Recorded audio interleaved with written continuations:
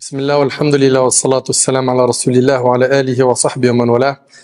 ربي اشرح لي صدري ويسر لي أمري واحلل عقدة من لساني يفقهوا قولي. Chers frères et sœurs, aujourd'hui avec l'aide d'Allah Tabarak wa Ta'ala, notre thème est qu'as-tu fait pour ta religion? Qu'as-tu fait pour ta religion? Ceux et celles qui méditent sur notre situation actuelle voient qu'on a encore beaucoup d'efforts à fournir. Alhamdulillah, on n'a pas un discours pessimiste en disant que rien ne va, rien n'a été fait, etc. Non, alhamdulillah, il y a des efforts qui ont été faits, des efforts qui ont été faits par nos aînés,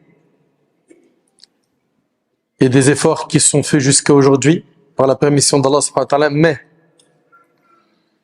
nous avons tous et toutes un rôle à jouer pour améliorer l'état de la Ummah. Et Allah Ta'ala dit Inna Allah la yughayyiru ma biqawm hatta yughayyiru ma bi anfusihim. Allah ne change pas l'état d'un peuple tant qu'ils n'ont pas changé ce qu'il y a en eux-mêmes. Si on veut que les choses autour de nous changent, évoluent de la meilleure des manières, eh ben il va falloir avoir une réelle prise de conscience. Il va falloir commencer par nous-mêmes. Si tu veux que les choses autour de toi changent et s'améliorent, change et améliore-toi. Quel est ton rôle? En tant que musulman, quel est ton rôle? Tu vas me dire, j'adore Allah subhanahu wa ta'ala, je fais mes prières, j'essaie de craindre Allah autant que je peux, très bien, mais quel est ton rôle pour améliorer la situation de la Ummah, être une plus-value dans la société dans laquelle tu vis? Et généralement, on se pose cette question qu'après un déclic. On a énormément de gens qui admirent les acteurs de la communauté musulmane, que ce soit dans le domaine associatif, dans les mosquées, dans la da'wah, dans l'humanitaire, dans l'éducation, dans le social, dans le secteur de l'handicap, etc.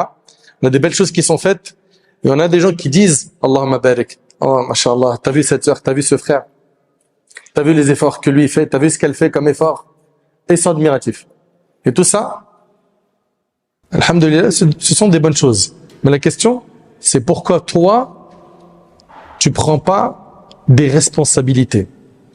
Moi, vraiment, ce que j'aimerais que tu ressentes après cette conférence, c'est que tu es responsable et que tu as quelque chose à amener, à apporter pour faire évoluer les choses de la meilleure façon dans l'Ummah.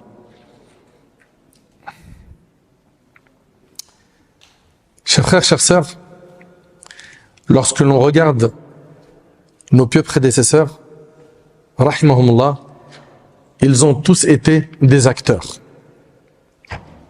Et je vais vous raconter quelques histoires qui auront pour objectif, Inch'Allah, de nous redonner de la motivation, de nous booster. Le noble compagnon Abu Bakr as-Siddiq, radiyallahu ta'ala anhu. Abu Bakr, le meilleur compagnon du prophète, sallallahu alayhi wa sallam. Abu Bakr, radiyallahu anhu, prononce la shahada et très rapidement, il va faire la da'wah. Il va appeler Allah subhanahu wa ta'ala et il va être la cause de la conversion de 5 nobles compagnons parmi les 10 à qui le paradis a été promis. Allahu Akbar. Abu Bakr se convertit et il ressent la responsabilité. Et il a bougé pour faire da'wah, pour répandre le bien autour de lui. Et toi, si tu bouges en étant sincère, et que tu fais des efforts, Allah tabarak wa ta'ala t'utilisera et te facilitera de faire le bien. Comprends bien ce point. Toi, qui as entendu ce qu'a fait Abu Bakr en très peu de temps, sache que tu peux, bi'idhnillahi ta'ala, faire beaucoup de khir et être un acteur positif. Il te suffit d'être sincère, de bosser en sacrifiant pour Allah subhanahu wa ta'ala, et tu verras qu'Allah subhanahu wa ta'ala t'utilisera dans le bien. At-Tufayl ibn Amr ad-Dawsi, c'est la deuxième histoire. Cet homme-là était quelqu'un de noble, le chef de la tribu de Daous, un poète intelligent, quelqu'un de sage. Sa tribu avait une principauté ou quelque chose comme cela, quelque part dans le Yémen. D'accord? Il est du Yémen. Tufayl vient à la Mecque en l'an 11 de la prophétie. donc avant la hijra, avant l'émigration du prophète sallam, en l'an 11 de la prophétie, les Mécois se préparent à son arrivée et lui réservent un accueil honorable et grandiose. Oh Tufayl, tu es venu dans ton pays, tu es chez toi. Et ils vont tout de suite le mettre en garde contre le prophète Mohammed alayhi salatu wassalam, qui travaillait sans relâche à faire la da'wah, il appelait les gens à Allah subhanahu wa ta'ala. Et ils vont lui dire, cet homme parmi nous, en parlant de Mohammed, nous a défiés, rompu notre cohésion, dispersé nos efforts. Toutefois, sa parole est comme de la magie. Il sépare l'homme de son père, de son frère, de sa femme. Nous craignons qu'il vous influence, toi et ton peuple. Ne lui parle surtout pas et n'écoute rien de lui. Qu'est-ce qu'ils ont fait? Ils ont conditionné At-Tufayl ibn Amr al-Dawsi jusqu'à ce qu'il était déterminé à ne plus rien écouter du prophète sallam. Tufayl, il a été conditionné pour pas écouter le prophète sallam. Et il va dire, par Allah, il me conditionnèrent à tel point que j'ai pris la décision de ne l'écouter en quoi que ce soit.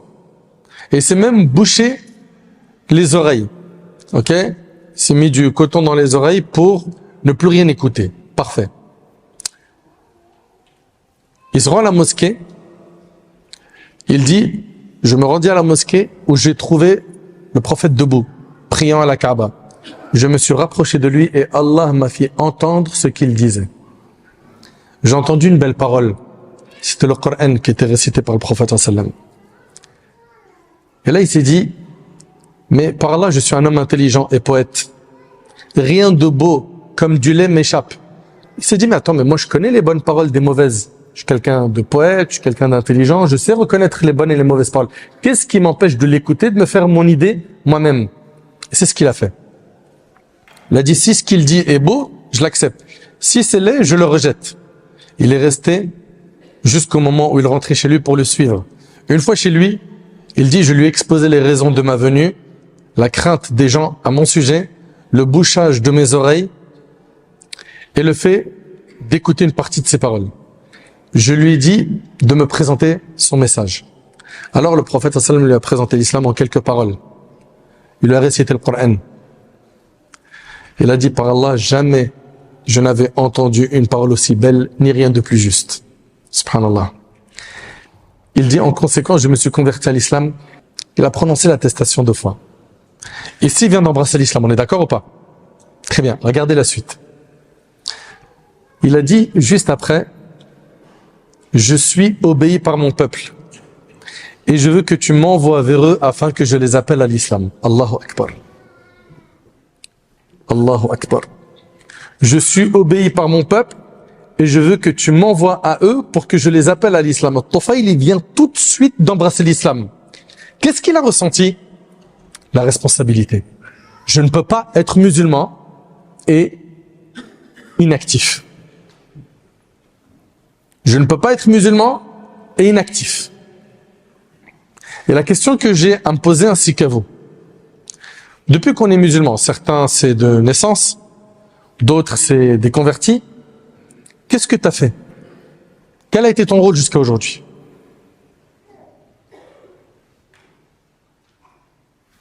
Quel bien as-tu fait pour la Ummah, pour la société dans laquelle tu vis? Qu'est-ce que tu as apporté? Tu as été une plus-value ou un simple consommateur? Tu vis pour répandre le bien ou pour juste faire comme certains qui cherchent qu'à faire exister leur personne à travers les réseaux sociaux, qui appellent à eux-mêmes? Subhanallah. Tufayl, il veut prendre des responsabilités de faire da'wah, d'appeler Allah subhanahu wa ta'ala. Allahu Akbar. Il a prononcé la shahada, il a tout de suite compris qu'il fallait bouger pour son dîn. Tout de suite. Quant à nous, qu'est-ce qu'on a fait pour notre dîn? Tu vas me dire, je fais la prière, je jeûne, je fais des adorations, c'est très très bien. Moi je te parle de qu'est-ce que tu as fait pour ton dîn, pour la Ummah, pour faire évoluer les choses dans la société dans laquelle tu vis. Car oui, le musulman là où il est utile. Comme Isa alayhi salam, il dit وَجَعَلَنِي مُبَارَكًا أَيْنَمَا كُنْتَ, et il a fait de moi un être béni où que je sois. Le croyant il est comme ça. Où il est béni. Où il apporte quelque chose. Où il est utile. Quelle responsabilité as-tu pris depuis ce grand nombre de conférences que tu consommes, ces khutbah de Jumu'ah auxquelles tu assistes? At-Tufayl, radiyallahu anhu, il a compris que être musulman, c'est être responsable. Il retourne chez sa tribu et il les appelle à l'islam. Puis, son peuple refuse l'appel à l'islam. Il va aller voir le prophète sallam et il va dire au prophète sallam, Daous a péri. Ils ont refusé mon appel à l'islam. Fais des invocations contre eux. Fais des invocations contre eux. Le prophète sallam a invoqué Allah en leur faveur en disant, Allah mahdi Daous wa'ti bihim. Oh Allah, guide Daous et amène-les vers nous. Guide-les vers le droit chemin. Et subhanallah, le prophète sallam, son invocation a été exaucée. On y voit dans cette histoire que Tufayl a tout de suite pris des responsabilités, car il a compris que être musulman, c'est être quelqu'un de responsable. À peine il s'est converti, tout de suite il s'est mis à travailler. Et c'est comme ça qu'on doit être. Vous savez, dans le monde dans lequel on vit aujourd'hui, il y a, je le dis, je le répète, il y a les acteurs et les spectateurs. Il y a ceux qui regardent, ceux qui font, et il y a ceux qui font. Pourquoi tu passerais pas toi dans le rang de ceux qui font? Tu sais, le problème il vient d'où? Du fait que tu doutes de ton potentiel. Du fait que tu penses que tu es capable de rien faire. Et on entend des discours, franchement ils m'agacent. Ouais, mais tu veux faire quoi dans les mosquées? T'as vu, les papas, les shibani nous laissent rien faire. T'as vu, dans les associations aujourd'hui, c'est n'importe quoi. T'as vu, en plus, il nous manque ça, puis on n'a pas ça. T'es fort dans les constats. Retrousse-toi les manches, bosse, œuvre. Et puis si tu dis que dans certaines mosquées, les papas, les responsables ne te donnent pas de responsabilité ou ne te font pas confiance, fais le nécessaire pour gagner cette confiance. Comment? Que les responsables de la mosquée te voient en train de nettoyer les toilettes, en train de ramasser les bouteilles en plastique, en train de les aider avec un gilet pour le stationnement, qui te voient indispensables. Tu verras qu'avec le temps, tu vas gagner du crédit. Faut que tu bouges. Tu es bon quelque part. Soit tu as une belle plume, c'est écrire des articles, tu es bon en informatique, tu es bon pour faire des applications, des sites internet, tu es fort dans l'IA, tu maîtrises forcément quelque chose.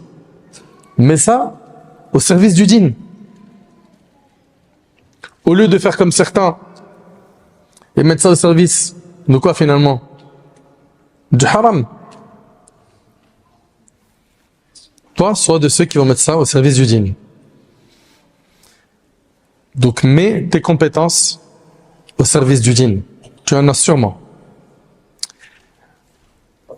Troisième et dernière histoire de pieux prédécesseurs, après on va avoir une contemporaine. C'est l'histoire de Nu'aym ibn Mas'ud, radiyallahu anhu. Ce noble compagnon, il a sauvé les musulmans pendant la bataille des coalisés. À un moment où les musulmans étaient fortement éprouvés. Quraysh et Ghatafan vont allier leurs forces et ils vont réunir une armée de 10 000 personnes pour aller combattre les musulmans et faire en sorte qu'on n'entende plus parler de l'islam. Et ils vont s'allier à une tribu juive qui, elle, vit à Médine, qui s'appelle les Banu Qurayza. Donc, Tufayl et Ghatafan, eux, sont de l'extérieur de Médine. Et on a Banu Qurayza, qui est une tribu qui vient à l'intérieur de Médine, avec qui il y avait un pacte de paix. Comme vous le savez, le prophète, quand il arrive à Médine, il y avait un pacte de paix entre lui et les juifs. Très bien. Les musulmans, à ce moment-là, eux, ils sont 3000. Et ils apprennent qu'il y en a 10 000 qui arrivent pour attaquer Médine. Ce moment était très dur pour les croyants. Allah Ta'ala a décrit cet événement dans Sourate Al-Ahzab. إِذْ جَاءُكُمْ مِنْ فَوْقِكُمْ وَمِنْ أَسْفَلَ مِنْكُمْ وَإِذْ زَاغَتِ الْأَبْصَارُ وَبَلَغَتِ الْقُلُوبُ الْحَنَاجِرَ وَتَظُنُّونَ بِاللَّهِ الظُّنُونَ. Quand ils vous vinrent d'en haut et d'en bas, de toutes parts, et que les regards étaient troublés et les cœurs remontaient aux gorges, et vous faisiez sur Allah toutes sortes de suppositions, les croyants furent alors éprouvés et secoués d'une dure secousse. Pendant ce moment dur, Nu'aym ibn Mas'ud, cet homme-là, vient voir le prophète sallallahu alayhi wa sallam et lui dit: ô messager d'Allah, j'ai embrassé l'islam, mais ma tribu n'est pas au courant de ma conversion. Alors je suis prêt à faire tout ce que tu veux. Et là, le prophète sallam, regardez ce qu'il va lui dire. Écoutez bien, il va lui dire, comme tu n'es qu'un seul homme, écarte de nous tout danger qu'il te sera possible d'écarter. Est-ce qu'il lui a défini un plan d'action bien précis? Non, c'est pas le cas. Il lui a dit, comme tu n'es qu'un seul homme, écarte de nous tout danger qu'il te sera possible d'écarter. Nuaym a réfléchi, et sachez que cet homme-là va être la cause de la déstabilisation des 10 000 hommes qui viennent attaquer Médine. Un homme, une personne, quand elle réfléchit, elle peut faire des choses exceptionnelles.